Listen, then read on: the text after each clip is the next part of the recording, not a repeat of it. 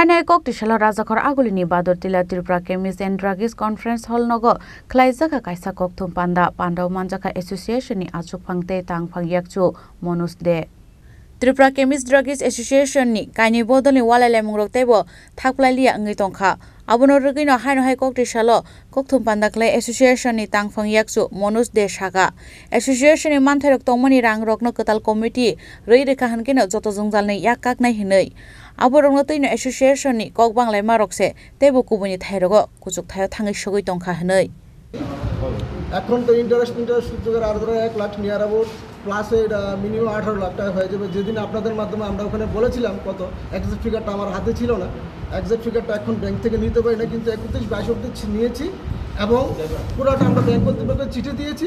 Bank কর্তৃপক্ষ আমাদের বললো যে ওরা দিয়ে দেবে। এটা হলো এফডি। আর cash in hand cash at bank আমি একটু আগে বলেছিলাম আপনাদেরকে, আবার আপনাকে রিমাইন্ডার করে দিই। 31/5/2022 অনুযায়ী আমাদের ক্যাশ অ্যাট ব্যাংকে ছিল 7,63,669 টাকা। তারপর 1/6/2022 থেকে 30/12/2022 আরও টাকা ঢুকলো 9,19,265 টাকা। টোটাল হয়েছে 16,82,424 টাকা cash in hand and cash in bank.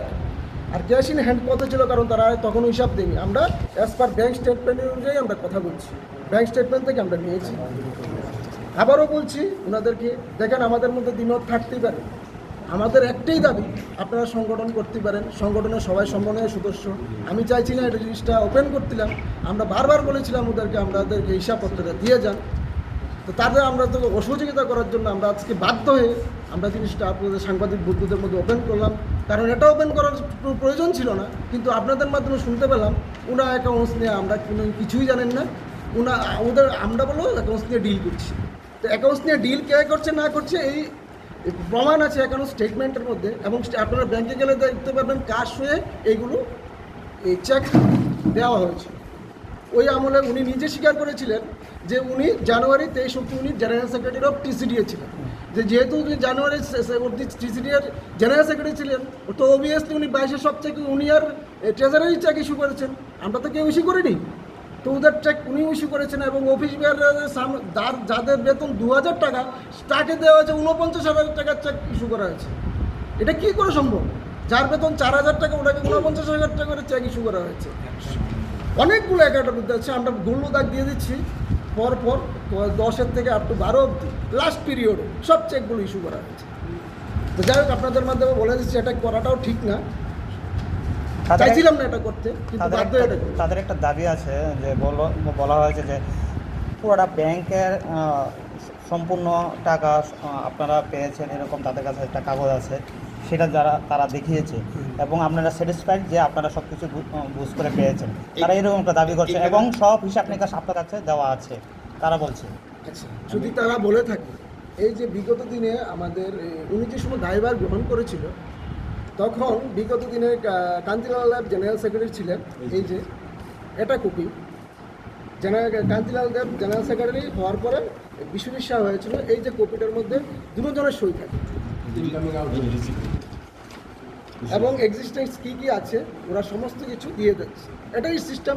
বিগত 50 বছর ধরে সংগঠন একের পর এক সেক্রেটারি চেঞ্জ হয়ে এই সিস্টেমই চেঞ্জ আপ হয়।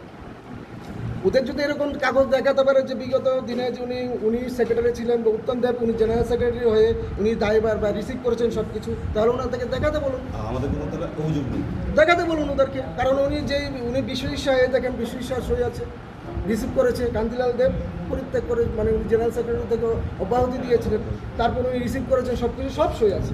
এমন যদি থাকে রিসিভ ওনাকে দেখাতে বলুন, আমরা মেনে নেব। আর যেহেতু উনি নিজে স্বীকার করেছেন যে 30 তারিখ অবধি জানুয়ারি 23 অবধি উনি নিজে জেনারেল সেক্রেটারি ছিলেন, তো উনি যেই সব চেক ইস্যু করেছেন উনি চেক ইস্যু করেছেন এবং কিসের এগেইনস্টে চেকগুলো ইস্যু করেছেন আমাদেরকে হিসাব দিতে হবে। আপনারা কি আইনের কাছে দ্বারস্থ হবেন? নিশ্চয়ই আমরা আইনের কাছে দ্বারস্থ হব। তাদেরকে আরও আমরা অনেক চান্স দেবো যে আপনাদের, কারণ আমরা আইনের রাস্তা নিতে চাই না, কারণ ভিতরে একটা সাংগঠনিক ব্যাপার, তো আমরা চাই নিজেরা বলে সমস্যার সমাধান করতে। যদি তারা তাতেও অসহযোগিতা করে আমরা নিশ্চয়ই বাধ্য হয়ে আইনের রাস্তা দেবো। এবং আমাদের ঊর্ধ্বতন কর্তৃপক্ষ আছে, আমাদের তো এখানে তো মাননীয় স্বাস্থ্যমন্ত্রী আছে, মুখ্যমন্ত্রী আছে, অনেক আইনমন্ত্রী আছে, আমরা তাদের কাছে যাব। আমরা বাধ্য যদি তারা আমাদেরকে সহযোগিতা না করে। তারপর ওনারা দেখা যাক কী হয়। আমরা এতটুকুই বলবো। আমরা এতটুকু আরেকটা কথা বলবো, সংগঠন যাতে নষ্ট না হয় এদিকে সবাই মনোযোগ দিতে হবে। কিছু স্বার্থন্বেষী লোক চাইছে সংগঠনে নষ্ট করতে, দুর্বল করতে, কিছু কিছু লোক, কারণ এটা আজকে সংগঠনটা 50 বছরের সংগঠন একটা, তাই চাইবো এটা সংগঠন ঠিক হতে। আর একটা কথা বলছি আপনাদের মাধ্যমে, আমরা বিগত ফেব্রুয়ারি মাসে আমাদের মাদার কমিটি হচ্ছে এওসিডি, আমরা নর্থ ইস্টার্ন জেনারেল সেক্রেটারির কাছে দেখা করেছিলাম। Raja Khoragul ni Shim Pranamni Kokthum, Chini Khorang.